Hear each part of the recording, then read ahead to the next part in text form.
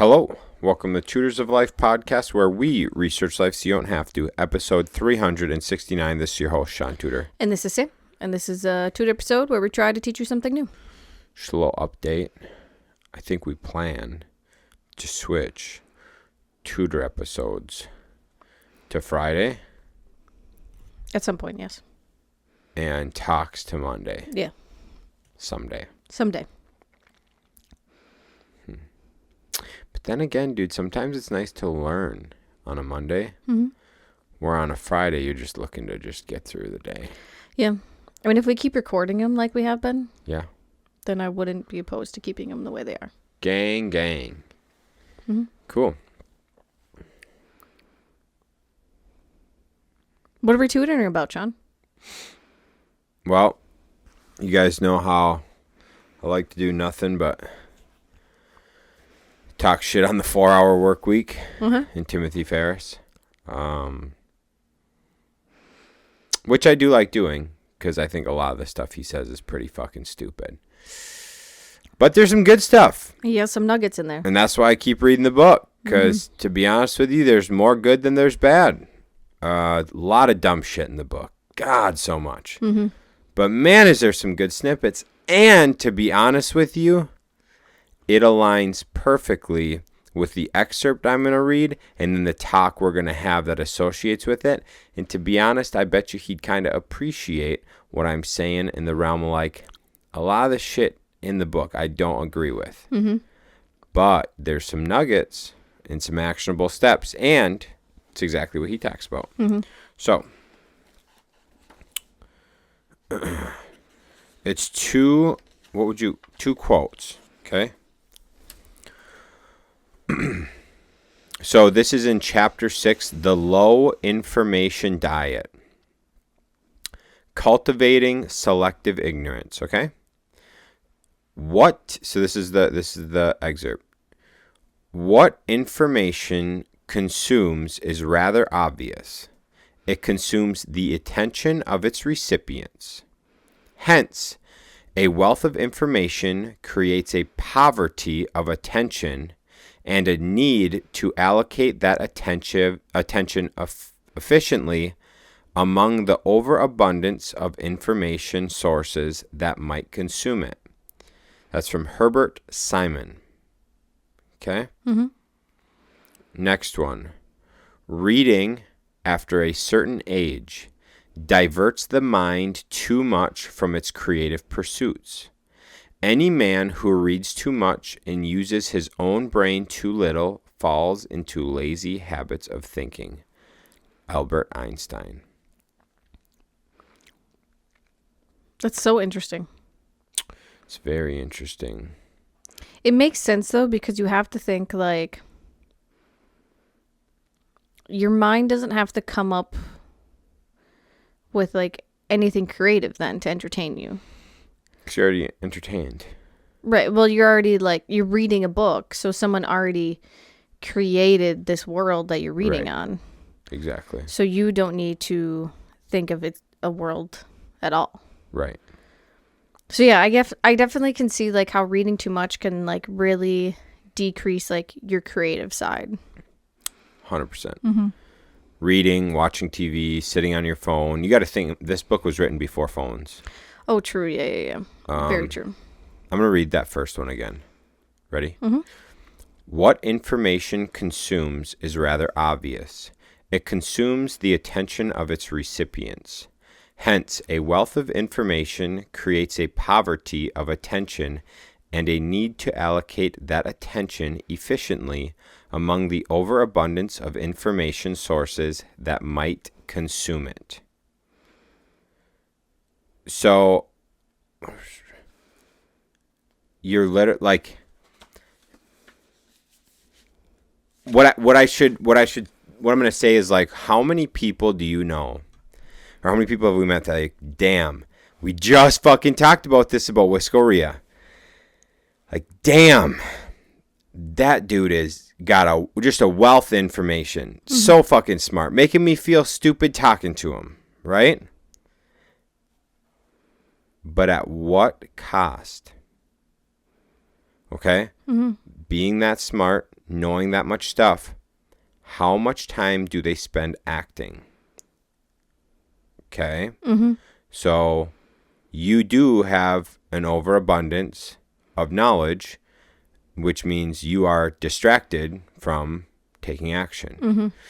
How many people do we know, dude, who are fucking not smart?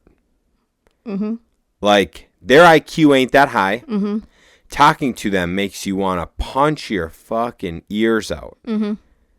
And you're looking at this dude going, how the fuck you worth 8 figures? Right. How in the fuck are you worth 8 figures? And dude, guess what? We work for people like that. Mm-hmm. It's because they actually did stuff. Exactly. They didn't, their time wasn't consumed with just reading. Their time wasn't consumed with just learning. Their time was consumed, they consumed their time with action. Mm-hmm. And ignorance, right? Yeah. Action and ignorance. You having selective ignorance, dude, allows you to get really far. Go like when we talk about this, when Ryan and I first went into business, had we knew how hard the first year was going to be, how much we weren't going to make, oh, dude, I don't know if we would have ever done it. Knowing now, if I had to do that over again, no chance. I would not do it over again. Really? Dog, you remember what we... $500 a month. We made $500 a month and alternated 24-hour shifts. For 2 years straight? That was for 6 months. Mm-hmm. Then at the 6-month mark, we got someone who would work 1 weekend day. Yep. And then we continued that for another year, or for another 6 months, so a full year. And that's when we started hiring out.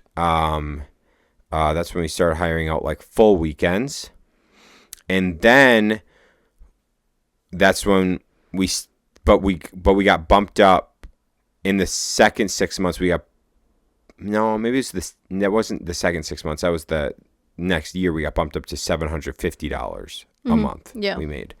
But then we were running a whole nother facility while still doing our 24-hour alternating shifts. Yeah. Remember that? Mm-hmm. Good times. Whatever. Selective ignorance is very important. And if all I did back then was read books on business, I don't believe that I would have made it the same. It wouldn't have. Back then, I didn't listen or read anything about business. Mm-mm. Zero, dude. None. I didn't start until...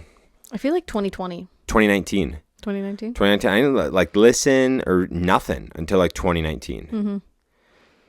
So for after your first 2 years of business, right? That's when you started listening. I'm gonna be honest with you, dude. I might have actually become lazier when I started listening to business shit. Really? I bet you, dude. I bet you. Yeah, it is just so interesting because I mean, you guys can't see in the videos, but we have 2 full bookshelves of business books right here. Business, personal development, any type of realm or anything in that realm. And looking at it, it's just kind of how much are we going to be able to gain from all of those books? It's a good question. Mm-hmm. The thing is, dude, I've read a good few of them. Yeah. There. Yeah. And I don't remember. I don't remember most of the shit. I would be hard pressed to remember a single thing out of each book. Mm-hmm. You know. Mm-hmm. There's a few books that I've read a few times that I like a little more. But it's fucked up. I would say my favorites, my couple of my favorites, The Millionaire Mind, I really liked. Mm-hmm. The Richest Man in Babylon is one of my fucking is my favorite. The Outwitting the Devil. Outwitting the Devil, I loved. Who Moved My Cheese, mm-hmm. Bro? That one's phenomenal. Yeah. I'm I'm sure there's more, but those are a couple of my favorites that I actually have taken a lot of shit away from. The Psychology of Money. Yeah. Okay. So there's a few. There's a few actually. Yeah. Okay. But there's a few good ones. The thing like that he expands on in the chapter that Shaun was telling me about today was like, so what's the author's name? Tim Ferriss. Tim Ferriss. He reads 1 hour a night, leisurely. And then probably only about 4 hours a month on like business development stuff. Mm-hmm. And basically he just, what'd you say? He figures out what he calls it actionable information standpoint. Mm-hmm. So when he reads a book or something, or like when he's looking for actionable steps for business or life, he'll just go to that spot in a book and read that and then take the action. So like a lot of one of the examples, I guess, is like, is it Your Next 5 Moves? Yeah. Your Next 5 Moves from Patrick Bet-David. So like Tim Ferriss, if he was to do that, how I interpreted what he would do is instead of reading the book, he would just go see what the five moves are, like the overall, like what is the point of this book, mm-hmm. and just like skim that, like the index. Okay, get it? Then he would just go to step 1, mm-hmm. read only enough to know what he needs to do to execute. And it makes sense because there's like been a lot of books I've read where it's like, do this exercise and then do this exercise and then you can do this and then you can do this. And I'm just like, I already know that shit. I've already done these exercises in other books. Like, this is all done. Like, what? And so bypass all that. So essentially I would read 50 of the first pages of a book to go, yeah, no shit. Like, I already knew this. I already know all this. Mm-hmm. And then, because most of that shit is setting up, like, your vision and what you want. I'm like, thank you, yes. That was a waste of 50 fucking pages. And then he just starts in the meat and potato, because the point he makes is, like, well, he doesn't make this point, but what I interpret the point to be, you're not going to remember those fucking 50 pages anyway, so who gives a shit? Right. So if you just go to the actionable step, learn the thing you need to learn real quick, then go take the action, then you're not filling and wasting your fucking bandwidth mm-hmm. on like reading the book and going through all that stuff. You're actually just learning the lesson and going. I think that's why I like Admiral William McRaven's books so much. Those ones, and then also Who Moved My Cheese? Mm-hmm. Hold on. Spencer Johnson. Yeah. I really like those ones because they are like so... One, they're small. They're small. You can rip through it in a fucking 30 minutes. Right. For Who Moved My Cheese. Yeah, for sure. Even the Admirals, you can whip through those within 2 hours, probably. Mm-hmm. 3 hours max. But it's just so good because, like, those ones, like, they give you the point, and then he just, like, gives you a story based off of that point. Right. And it's just so nice because, like, very easily I could just open that book and be like, okay, what are the 10 points? Right. Okay, cool. And if, like, one really intrigues me and I want to expand on it, I can spend the 10 minutes to read the story on it. And then I just, like, because they're so, the titles then are so much more specific as well. So, like, there's the 1 minute salesperson. So if I want to learn about sales, okay, I know I can grab this 1 minute salesperson and it'll take me a couple of hours to read it. Not even, but yeah, I know what you're saying. Yeah.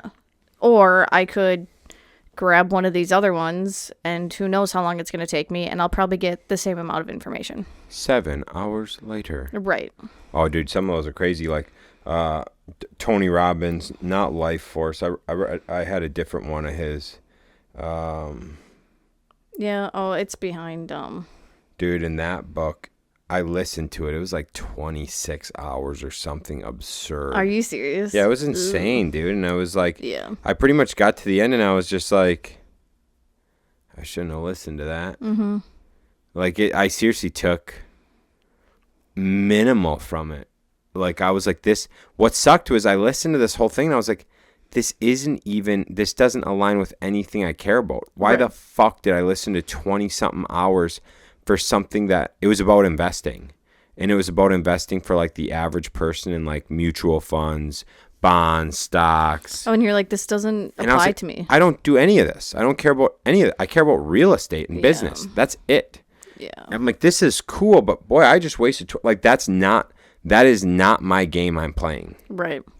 The other nice books actually that I'm looking at now, that'll be really easy to do that with is John Maxwell's. Oh yeah, for sure. Because all of his his titles are very specific too. Yep.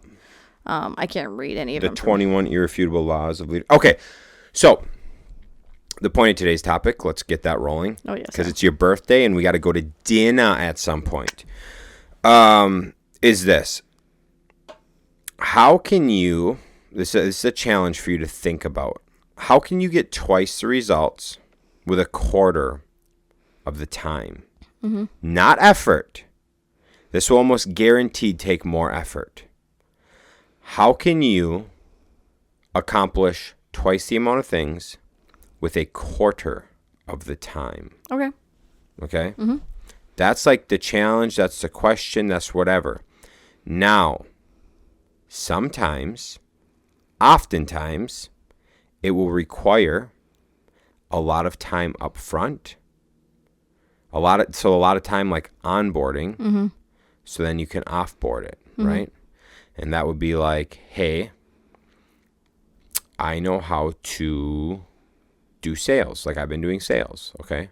I'm not saying me, myself, but like just say like, okay, I have an idea of how to do sales, right? Mm-hmm. And I know how to do sales for the company, whatever. Okay, so it might require, so I spend most of my time doing sales as it is now. I would say right away, right off the bat, if I were to just delegate my days to only go do estimates on Tuesdays and Thursdays, that right there, instead of like doing, because I will do an estimate any day of the week, that's fucking stupid. Mm-hmm. So automatically, just by me only doing it on 2 days, and then like if the following mornings I worked on those estimates and got them done, like that right there would probably cut my time for sales in half. Mm-hmm. Okay? So my time would then be cut in half. Now, if I did that and made that system and cut my time in half, mm-hmm. well, I'm still producing the same result, right? Okay. Well, so then I could write a system and a process and hire a salesman. Yeah. Right? So hire a salesman who can do the same thing as I was doing, right? Well, so then if I hire a salesman, train them in through the system, now they can go out and essentially they could do sales, because I can't do sales full time. Right. Because I've got other shit to do. That person could do sales full time. So they could still do their same thing Tuesday, Thursday, and then do the estimates the following day, but they could book those whole days, mm-hmm. right? Well, so then they could do twice the amount of work that I was getting done. And then they could be, then my time invested, like my time now, would be less than a quarter of what it is now. Yeah. Because all I would have to do is oversee that individual. Mm-hmm. So, like, it isn't crazy for me to be able to get twice the amount done in a quarter of the time purely by me starting to follow a schedule. Mm-hmm. 2, building a system and process for said schedule. 3, hiring and putting into place that same schedule. The important thing I would say is this. That will take more time up front. Right. So if you go, how can I put less time in? And you look at like a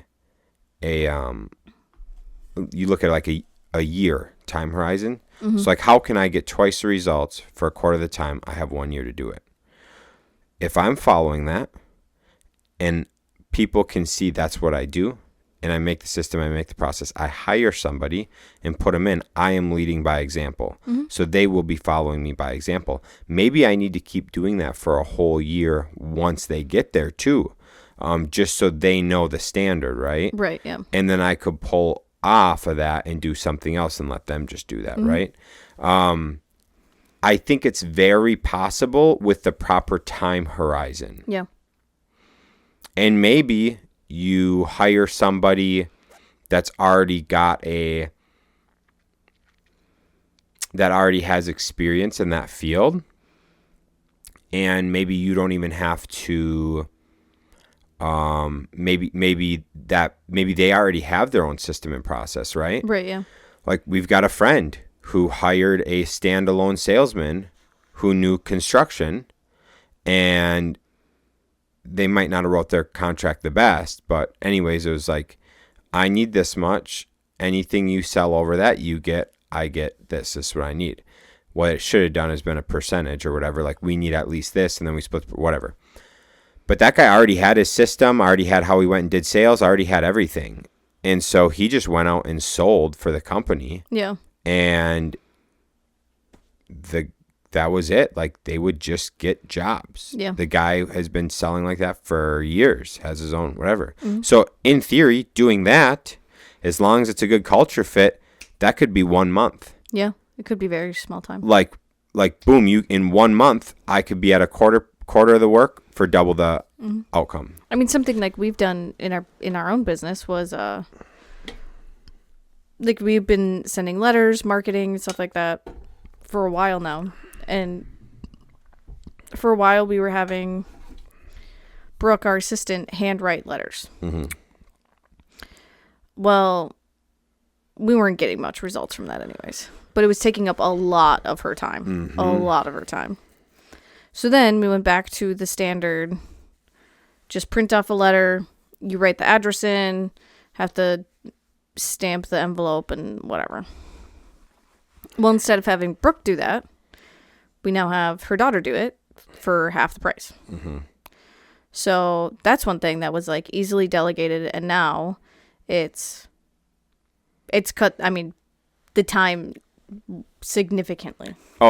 And you know what? We've been getting calls off of them. Yeah. More calls than doing the handwritten. Yeah. Probably 'cause there's more volume going out now. Oh, for sure. And then the other thing we've done too with marketing was that we actually had to put some effort in up front was just mass mailers. Yeah, making flyers. So like, it's just like a postcard basically. So I had to design the postcard and do all that. But now we can just pick mailing routes and they just get sent out to those mailing routes. Mm-hmm. And we just tell our rep like which mailing routes, and then he tells us price, and done deal.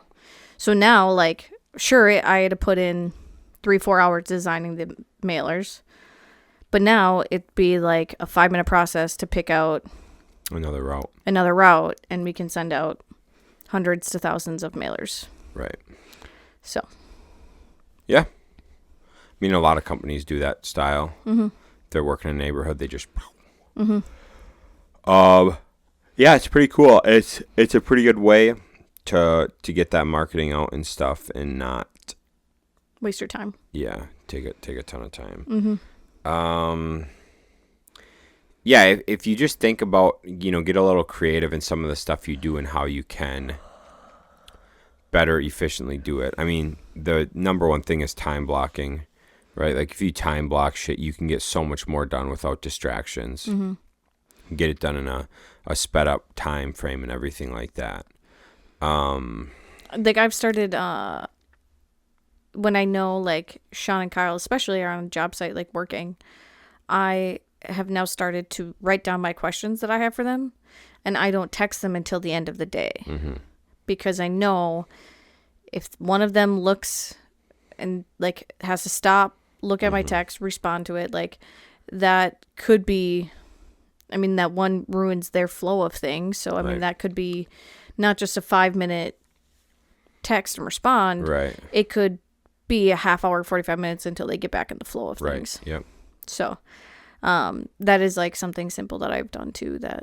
And then it's nice because if I have 10 questions, then that also saves my time from getting off track. Yep. to just sending them all out at once. Mm-hmm. There are so many ways to be more efficient so you can get more produced at work and spend less time doing work. Mm-hmm. And that's like the key thing to think about is like, by doing this, you can just work less. Yeah. Like if you want, you can work less, or you can produce way more and make a lot more money. Yeah. But it requires a lot of discipline. It requires you to actually like think past today. Mm-hmm. And a lot of people are unable to think. Like a lot of people struggle to think past your day or your week. Mm-hmm. I mean, in order to do something like this, you need to have like a year time horizon, or at least a few month time horizon.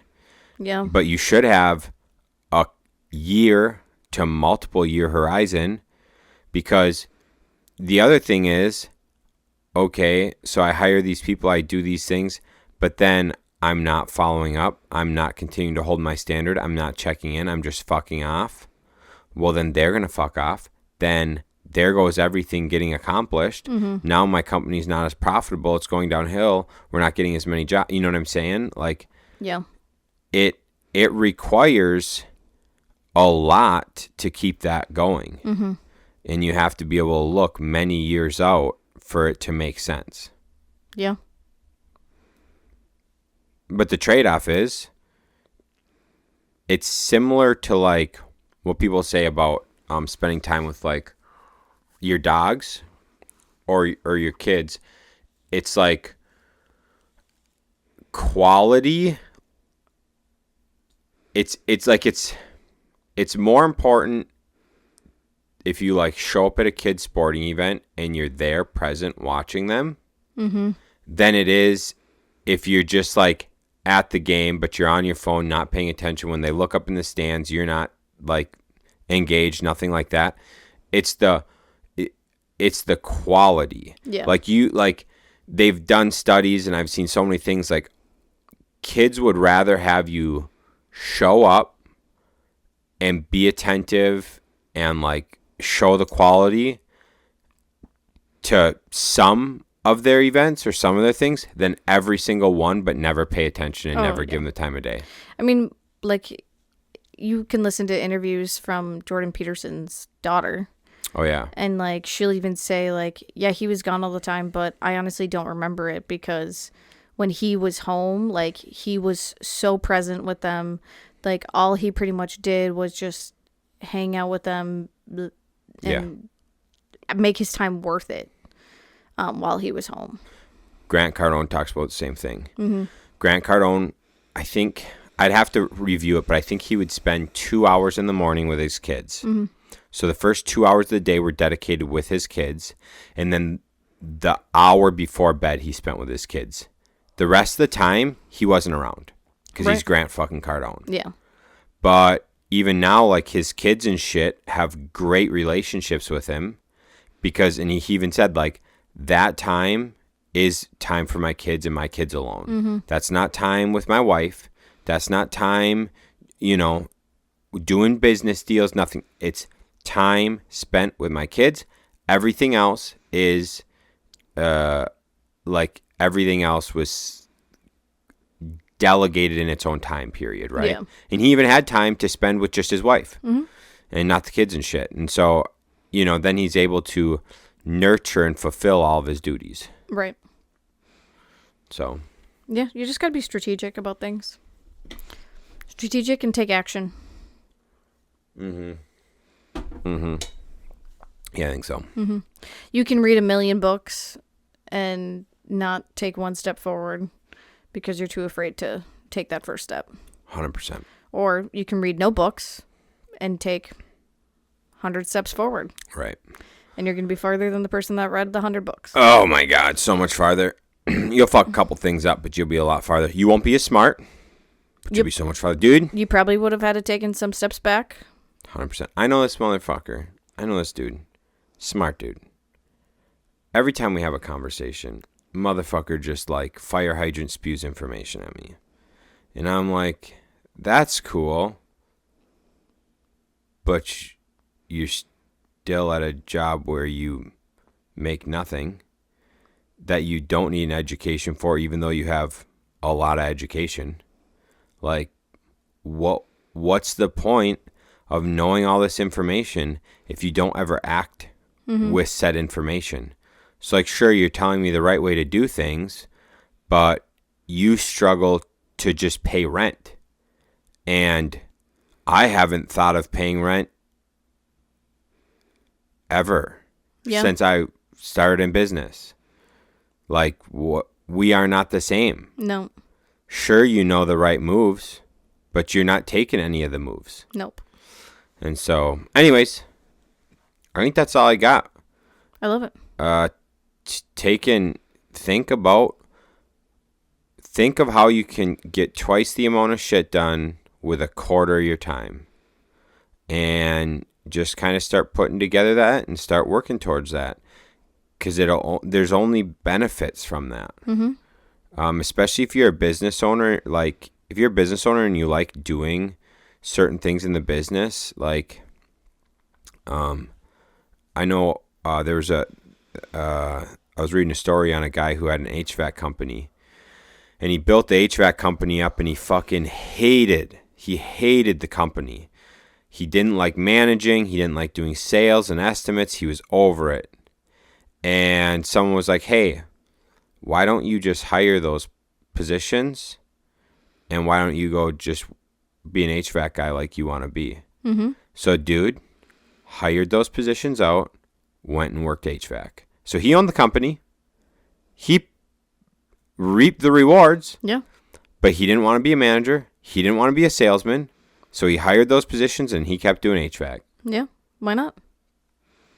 Just fucking... So, I mean, if you think about that dude, he probably does a quarter of the amount of time for way more fucking work. Oh, yeah. When it comes to the things he didn't want to do. And this can just... I mean, could just open you up to do... You might still be working. It might just be the work you want to do and spend your time at. You know? Yeah. I love it. Cool. All right, gang. Catch you on the next one. See ya.